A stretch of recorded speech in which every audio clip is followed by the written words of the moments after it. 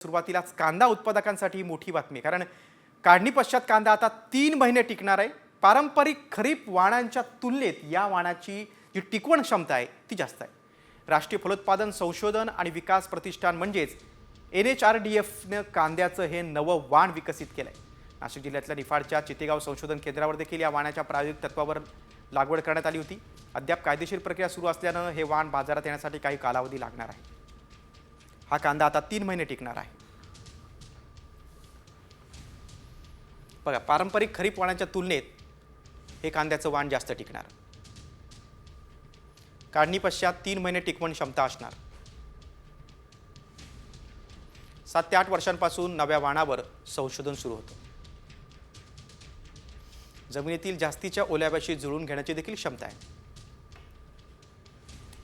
कांद्याची प्रति हेक्टर उत्पादकता वाढवणे देखील आता त्यामुळे शक्य होणार आहे.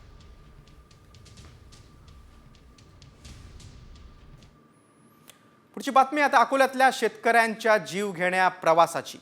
बाळापूर तालुक्यात वडेगावमध्ये शेतीसाठी शेतकऱ्यांना अक्षरशः जीव धोक्यात घालावा लागतोय. हा जीवघेणा प्रवास आता गेली 15 वर्ष सुरू आहे. निर्गुणा नदी पात्रातला कोल्हापुरी बंधारा तुडुंब भरलाय, मात्र नदीच्या दुसऱ्या काठावर जाण्यासाठी शेतकऱ्यांना कसलीच सुविधा नाही.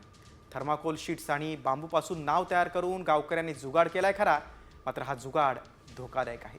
तरी देखील दुसरा पर्याय नसल्यानं दररोज 80 फूट रुंद आणि 15 फूट खोल नदीतून जीवघेणा प्रवास त्यांना करावाच लागतोय. अगदी आपलं सामान घेऊन त्यांना जावं लागतंय. बघा, साम टीव्हीवर ही एक्सक्लुझिव्ह बातमी दृश्य बघताय. अकोला जिल्ह्यातील हे धक्कादायक चित्र आहे. नदी ओलांडलायला थर्माकोलची शीट गावकऱ्यांनी बनवलेली आहे. अकोल्यात शेतकऱ्यांचा हा जीवघेणा प्रवास आहे. कारण नदीच्या दुसऱ्या तीरावर जाण्याची त्यांच्यापाशी कुठली सुविधा नाहीये, कुठली सोय नाहीये. त्यामुळे या शेतकऱ्यांनीच स्वतःच ही शीट बनवलेली आहे. थर्माकोलची शीट बनवून शेतकरी दुसऱ्या तीरावर जातात. अकोला जिल्ह्यातील वाडेगाव येथील हा धक्कादायक प्रकार आहे. त्यामुळे इथे पूल बांधून द्यावा अशी मागणी होते.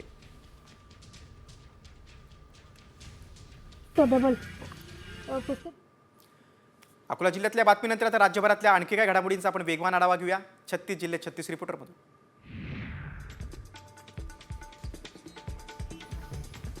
गेल्या काही दिवसांपासून तापमानात वाढ झाली आहे. त्यामुळे पहाटे काहीसा गारवाट, दिवसभर उकाड्याचा सामना करावा लागतोय. मात्र रविवारपासून मुंबईतील तापमानात घट होण्याची शक्यता हवामान विभागाने वर्तवली.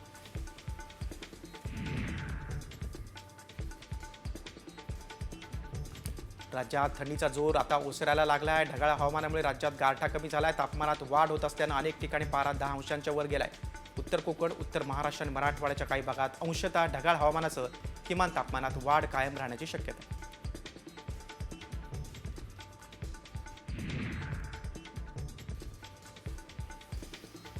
मुंबईच्या हवेची गुणवत्ता गेल्या काही दिवसांपासून ढासळत चालली आहे. मुंबईतील वाढत्या प्रदूषणामुळे मुंबईकरांच्या जीवनमानावर, आरोग्यावर परिणाम होताना दिसतोय. पालिकेकडून प्रदूषण रोखण्यासाठी विविध उपाययोजना केल्या जात आहेत, मात्र त्याचा फारसा फरक पडलेला दिसत नाही.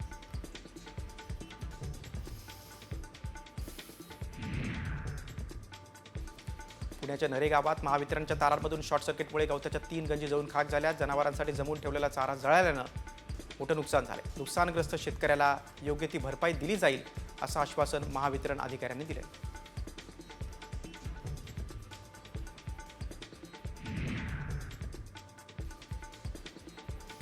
हमी भावाप्रमाणे सोयाबीन खरेदी आता मोजक्या खरेदी केंद्रावर सुरू आहे. जाचक अटी, ग्रेडरची मनमानी, तर वकार महामंडळाच्या प्रतिनिधींकडून सोयाबीन नाकारलं जात असल्यानं खरेदी केंद्राची डोकेदुखी वाढली. त्यामुळे सरकारची खरंच सोयाबीन खरेदी करण्याची मानसिकता आहे का, असा सवाल उपस्थित होतोय.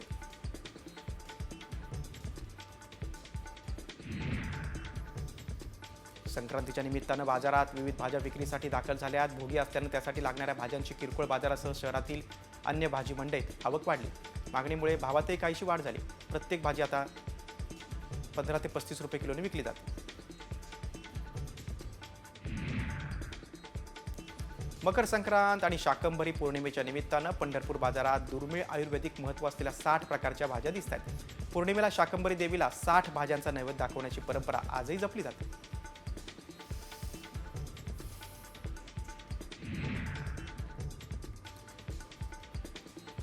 यावर्षीचा पहिला आंबा पुण्यातील मार्केट यार्ड इथे दाखल झाला आहे. देवगडीतून हापूस मार्केट यार्ड इथे दाखल होत असलेले पण यंदा लिलावात 5 डझनच्या आंब्याच्या पेटीला तब्बल 31,000 रुपयांचा भाव मिळाला आहे. देवगडच्या केसर आंब्याला देश विदेशात सुद्धा चांगली मागणी असते.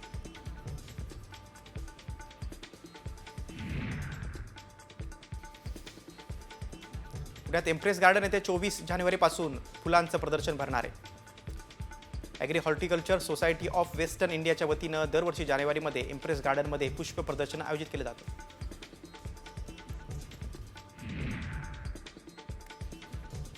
अयोध्येच्या शरयू नदीच्या घाटात आध्यात्मिक आरती पार पडली. यावेळी हजारोंच्या संख्येनं भाविक घाटावर जमा होत असतात. दररोज संध्याकाळी 6 वाजता ही आरती केली जाते.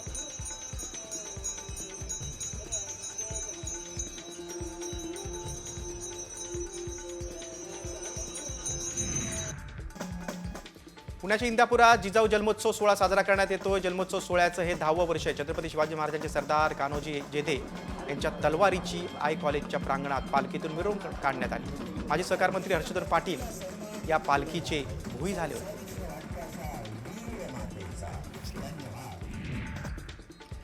पालीच्या खंडोबा यात्रेचा आज मुख्य दिवस आहे. खंडोबा म्हाळसाचा विवाह सोहळा यात्रेला सुरुवात झाली.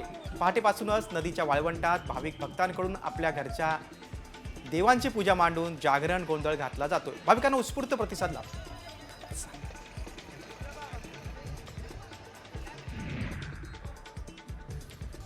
जेजुरी मंदिराच्या गाभाऱ्यात पालेभाज्या आणि फळभाज्यांची आरास करण्यात आली. शाकंभरी उत्सवाच्या काळात हिरव्या पालेभाज्या, फळभाज्या आणि शेंगवर्गीय भाज्यांची पूजा केली जाते. त्याचा प्रसाद भाविकांमध्ये वाटला जातो.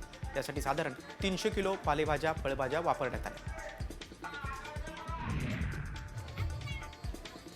तुळजाभवानी देवीच्या शाकंभरी नवरात्र महोत्सवात पारंपरिक जलयात्रेचं आयोजन करण्यात आलं होतं. हत्ती घोड्यासह वाजत गाजत तुळजाभवानीच्या मंदिर गाभाऱ्यात जल अर्पण करण्यात आलं. त्यासाठी तुळजाई नगरीतील हजारो महिला भगिनींनी पापनाशी तीर्थकुंडामधून पाणी आणले.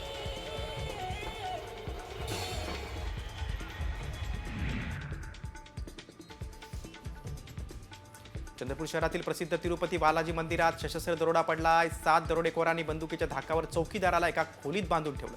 त्यानंतर मंदिरातील कॅमेऱ्यावर कापड टाकून दानपेटीतील लाखोंची रक्कम लंपास केली. ही घटना शनिवारी मध्यरात्री घडली.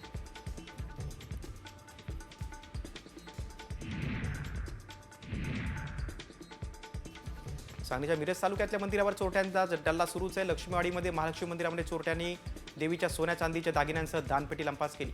पोलिसांनी घटनास्थळी धाव घेत तपास सुरू केलाय. चोरीच्या प्रकारामुळे तालुक्यातल्या गावांमध्ये मात्र भीतीचं वातावरण पसरलं.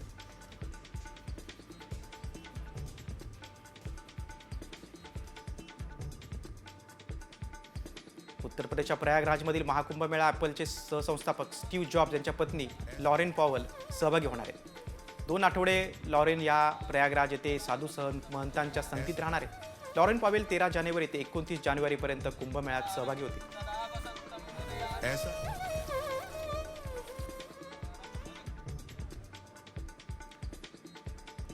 महाकुंभमेळा 2025 दरम्यान भाविकांच्या सुरक्षेच्या दृष्टीनं एनडीआरएफनं वॉटर ॲम्ब्युलन्स सेवा सुरू केली. कोणताही अनुचित प्रकार भाविकांसोबत घडू नये यासाठी प्रशासनाकडून चोख तयारी पाहायला मिळते.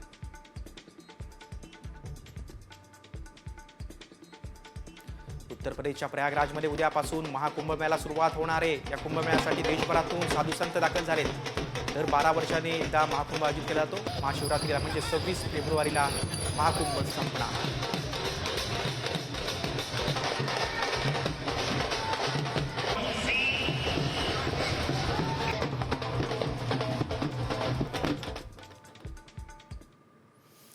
आता एक पुढची बातमी आहे अकोल्यामधून.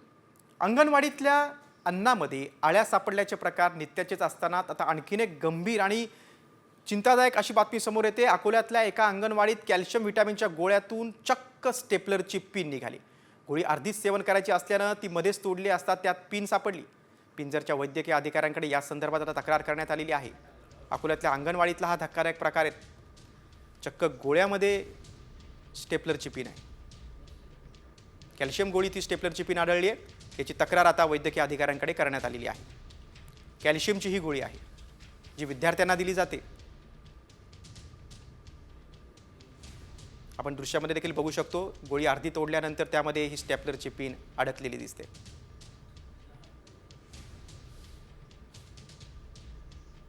कॅल्शियमच्या गोळीत ही स्टेपलरची पिन सापडलेली आहे. अंगणवाडीतल्या धक्कादायक प्रकार समोर आल्यानंतर मात्र त्या संदर्भात वैद्यकीय अधिकाऱ्यांकडे तक्रार करण्यात आली.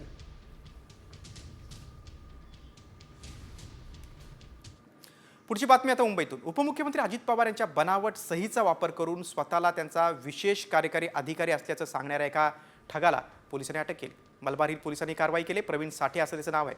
अजित पवारांच्या बनावट लेटर हेडचाही तो वापर करत होता. प्रवीण साठेने अनेकांची फसवणूक केल्याचा आरोप आहे. प्रवीण साठे हा मूळचा सातारा जिल्ह्यातील आहे. पुण्यातील अतुल शितोळे यांच्या तक्रारीवरून आता साठेला अटक झाली.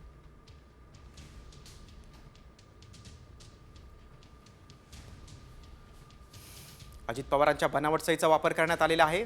मलबार हिल पोलिसांनी कारवाई करून एकाला अटक केलेली आहे. पुण्यातील एका व्यक्तीने तक्रार दिल्यानंतर प्रवीण साठेचे कारनामे समोर आले. देवगिरी बंगल्यावर अधिकारी असल्याचा दावा देखील त्यांनी केला होता.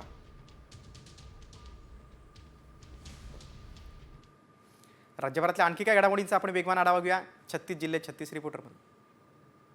एसटी कर्मचाऱ्यांसाठी आता कॅशलेस रुग्णालय उभारण्यात येणार आहे. परिवहन मंत्री प्रताप सरनाईकांनी ही घोषणा केली. प्रत्येक जिल्ह्यातील एसटी आगारात 25 तर मुंबईत 100 खाटांचं रुग्णालय उभारलं जाणार आहे. या रुग्णालयात राज्य शासनाच्या महात्मा फुले आरोग्य योजनेतून 5 लाखांपर्यंत उपचार मोफत घेता येणार आहेत.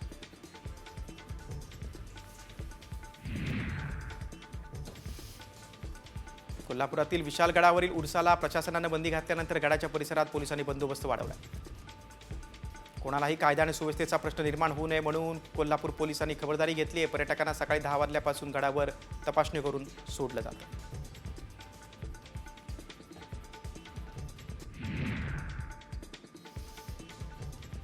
अवैध उत्खनन आणि वाळू वाहतुकीवर आळा घालण्यासाठी प्रशासन सरसावलंय. 11 चेकपोस्टवर आता कडक तपासणी होणार आहे. महसूल पोलिसांच्या संयुक्त पथकांची नियुक्ती करण्यात आलेली आहे. वाळू तस्करी रोखण्यासाठी एकूण 7 संयुक्त पथकं तैनात करण्यात आलेली आहेत. आरटीई प्रवेश प्रक्रियेसाठी शाळा नोंदणीची प्रक्रिया पूर्ण झाली आहे. मात्र मुंबईतील शाळांचा फारसा प्रतिसाद नसल्याचं दिसून येते. गेल्या वर्षीच्या तुलनेत जागांची घट झाली आहे.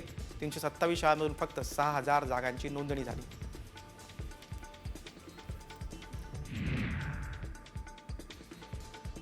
वाशिम शहराच्या सिव्हिल लाईन परिसरात पोलीस वसाहतीच्या गेटसमोरून चोरट्यांनी ट्रॉलीसह ट्रॅक्टर लंपास केला आहे. त्यामुळे वाहन चोरीचं सत्र वाशिममध्ये काही थांबत नसल्याचं चित्र दिसतंय. राजमाता जिजाऊ आणि सावित्रीबाई फुलेंच्या जयंतीनिमित्त सोलापुरात भाकरी बनवण्याची स्पर्धा पार पडली. या स्पर्धेत राज्यातील 300 महिलांनी सहभाग घेतलाय. ग्रामदैवत सिद्धरामेश्वर महाराजांच्या यात्रेत सहभागी होणाऱ्या भाविकांना सोलापूरची कडक भाकरी मिळणार.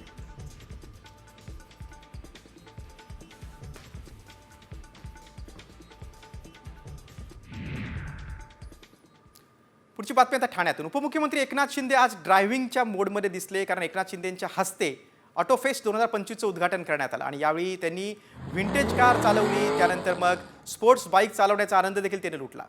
एकाळी रिक्षा चालक असलेला एकनाथ शिंदे नामक हायटेक रिक्षा चालवण्याचा देखील मोह आवरला नाही. त्याची देखील त्यांनी एक राईड मारली.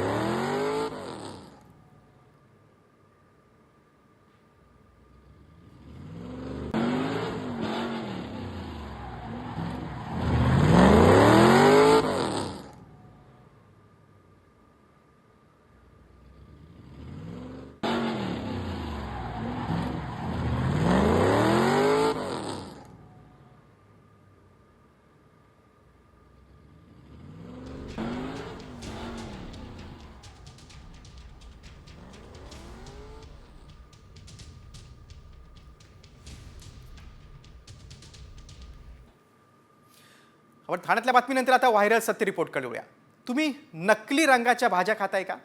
होय, कारण तुमच्या भाज्यांना कुणीतरी रंग मारतंय असं आम्ही का म्हणतोय? त्यासाठी पहा साम टीव्हीचा हा खास रिपोर्ट. तुमच्या भाज्यांचा रंग नकली.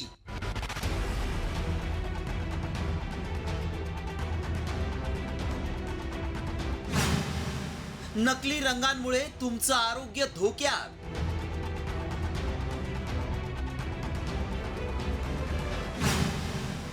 व्हायरल मेसेज मागचं सत्य काय?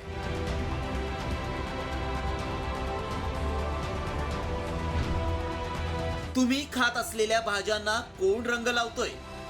तुमच्या आरोग्याशी कोण खेळतंय? असे भाज्यांना रंग लावून तुमच्या जीवाला कोण धोका निर्माण करतंय? याची सत्यता जाणून घेणं गरजेचं आहे.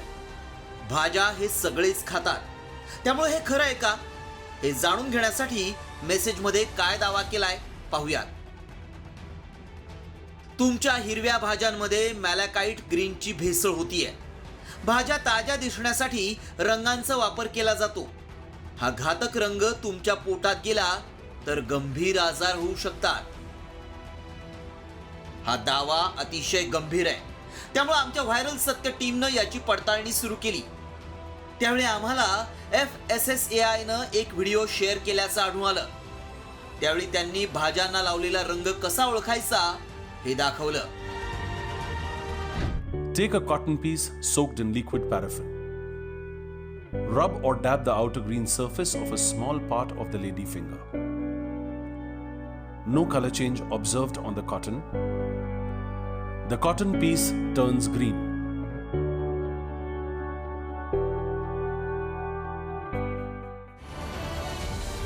अशा प्रकारे भाज्यांना लावलेला रंग तुम्ही ओळखू शकता. मात्र हे रंग पोटात गेले तर काय परिणाम होऊ शकतो ते देखील पाहूया.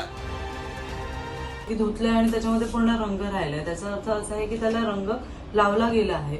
आणि जर आपल्याला ते कळलं नाही आणि ते पदार्थ आपण जर खाल्ले, त्याचं सेवन केलं, तर त्याच्याने बरेचसे असे रोग होऊ शकतात ज्याच्यामध्ये आपल्या DNA लेवलवर म्युटेशन्स होतात, आपल्या बॉडीमध्ये कॅन्सर होण्याची शक्यता आहे, बरेचसे फूड एलर्जीज होतात, GI डिस्टर्बन्सेस होतात, जसं का डायरिया आहे किंवा मग लूज मोशन्स चालू होतात, ऍसिडिटी चालू होते, असे विविध आजार त्याच्यामुळे चालू होतात. त्यामुळं आमच्या पडताळणीत काय सत्य समोर आलं पाहूया. सर्वच भाज्यांना रंग लावलेला नसतो. काही जण जास्त पैसे कमावण्यासाठी रंगांचा वापर करतात. भाज्या ताज्या दिसण्यासाठी रंग लावला जातो. नकली रंग पोटात गेल्यास गंभीर आजार होऊ शकतात. भाज्या कापण्याआधीच स्वच्छ धुवून घ्या. मार्केटमध्ये काही लोक जास्त पैसे कमवण्यासाठी रंगांचा वापर करतात. सगळेच भाजी विक्रेते अशा भाज्या विकत नाहीत. तरी देखील काळजी म्हणून भाज्या कापण्यापूर्वी